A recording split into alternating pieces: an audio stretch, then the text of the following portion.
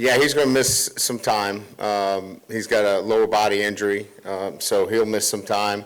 Mekhi Wingo has got a lower body injury. He's going to miss some time as well, so both those guys will miss some time.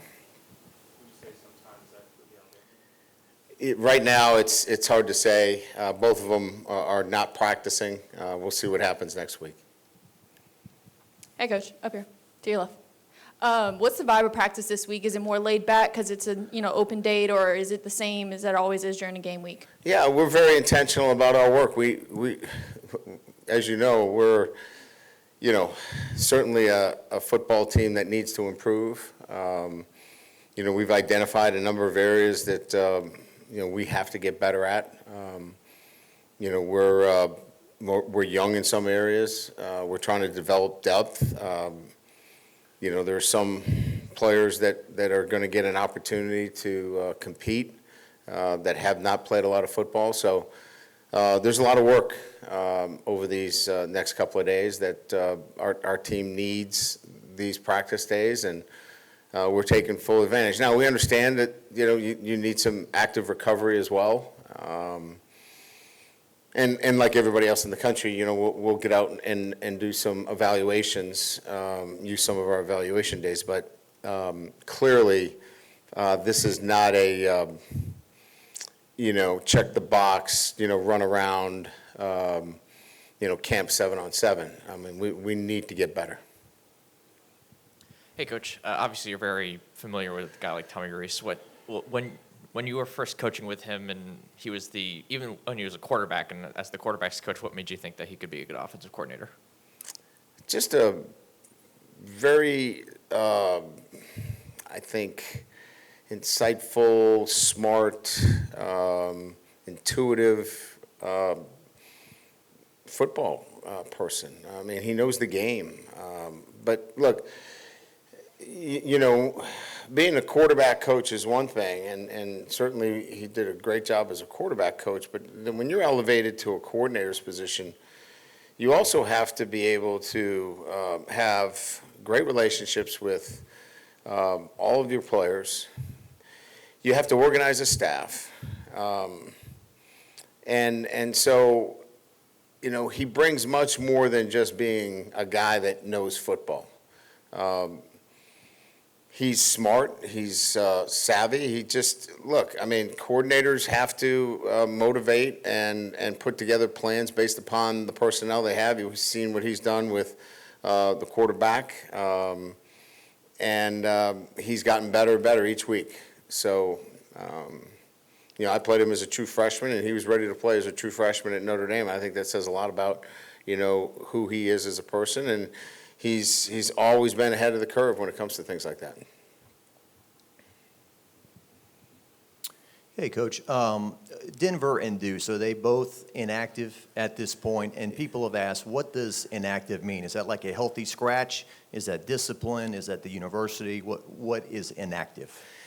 Yeah, I know. I know a lot of people have questions about their status. All I can tell you is that they're on scholarship, they're enrolled in school, but right now they're not participating. They're still in the program, they're still in good standing, but they're not able to play right now. So let's leave it at that. Let's be patient, and we'll see what happens down the road.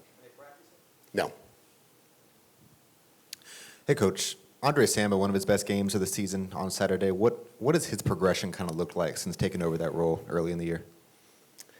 That's a good question. I would say it's been patience, control, playing within himself. Thought maybe played a little bit outside of himself a little bit, excited to play, maybe played a little bit outside of himself, and now the game has slowed down for him, and you can see that he's, in the right place, not overrunning things. I thought early on in the season maybe played a little bit out of control.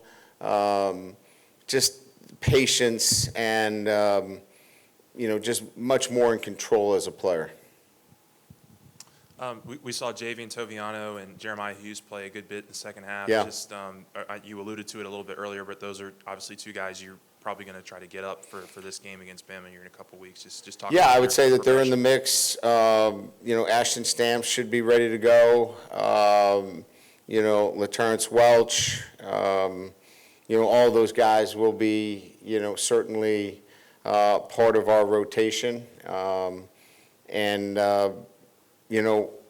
We feel like all of them are capable of playing championship football. So it's our job to get them ready, and they're excited. We're excited about working with them, and we expect them to play well for us. I guess just to follow up, just what does that look like in terms of just getting those guys ready who maybe haven't played a whole ton, this year, and just making sure that their minds are right and they're getting the kind of reps they need to, be able to play. What does it look like? Sorry, just Yeah, no, I hear what you're trying to ask. I mean, they've been here for a while. Like, they've been on campus. They know what our expectations and standards are. So it's not like we're breaking the glass here, and rolling them out for the first time. They've been observing. They've been part of it. They've been traveling. They know what it's like. And we feel like they're ready to play. And it's always about opportunity. And I think that these guys, given the opportunity now, are prepared and ready to play. And so now it's getting them ready to, step on a field in front of, whatever, 80, 90,000 people against, a top 10 football team. And it's a little bit different there, but got great confidence in their ability. Hey, Coach, up here, speaking of the Bama game, considering that this team is in a very identical position as they were in last year going into the Bama game, how would you compare and contrast this team from last year to this year and the position going into next Saturday? Yeah, I respect the question. I just don't have, I just have never really spent time on compare and contrast, and I just stay focused on this team, and this is a different team. Each year is a different year. I think this team defensively is getting better. I'm excited about, what they've been able to do over the last few weeks. Obviously, this is an offense that is elite and needs to continue to play at that level. I think if they continue to play at that level, they give you a chance to win every game. So, the moment is now for us, and staying in the moment means continue to work and progress defensively and continue to play at that high level on the offensive side of the ball.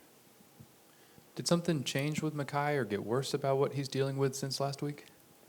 Wingo? No, not really. I mean, he's been playing, with, a nagging injury, and we just need to get him right. We'll see where it takes him, but he's been playing injured here for the last probably 2-3 weeks, and getting him in a position where he physically can play at the level he needs to is the most important thing. And as y'all try to figure out exactly what cornerback's going to look like for the Bama game and then moving forward, of course, as well, just what kind of progress are you seeing in terms of the whole secondary playing the ball in the air and getting better in that regard?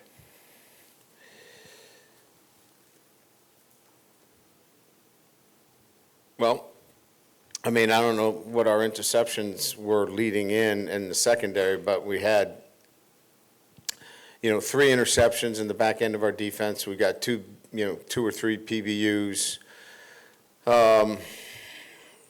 Clearly, against, Auburn, we played really good pass defense. And then Missouri, we had, a couple of interceptions there. So I think since we've settled on a structure defensively, I think we've seen the progress necessary to say that we're playing the ball much better in the air and we're making the kind of progress necessary. And we're going to have to be in that realm to continue the kind of success that we want to have. Our safeties are going to have to make plays, and our corners are going to have to continue to make plays.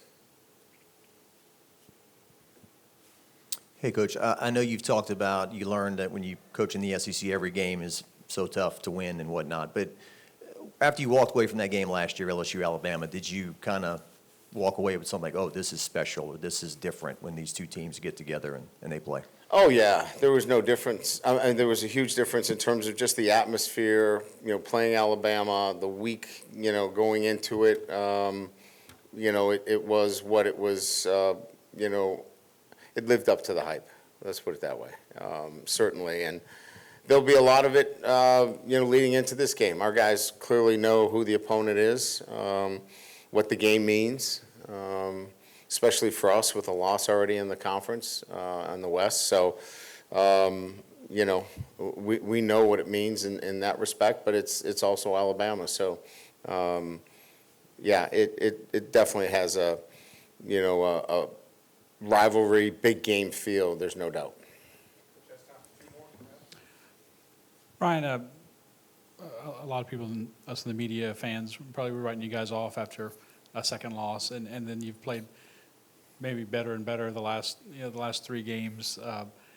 Has confidence come back? Was it ever lacking? Is that ever changed? What component of the way you guys are playing right now is that for you? And what do you see in this team? I just think that there were so many factors involved here. I think I've said it, a number of times. I think our structure needed to, be clearly defined. I think,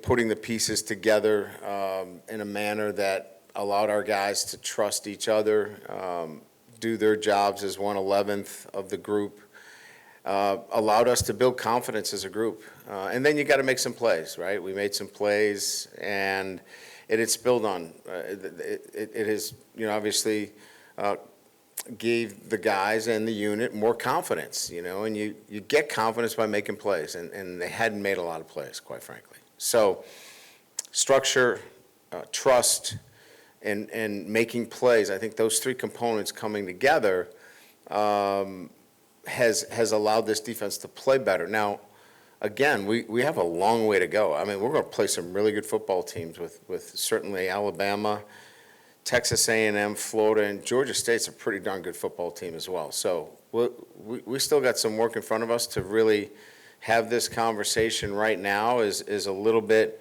premature, but we're making the progress necessary. And then our offense has to continue to excel at the highest level, because they're going to play some really good defenses too.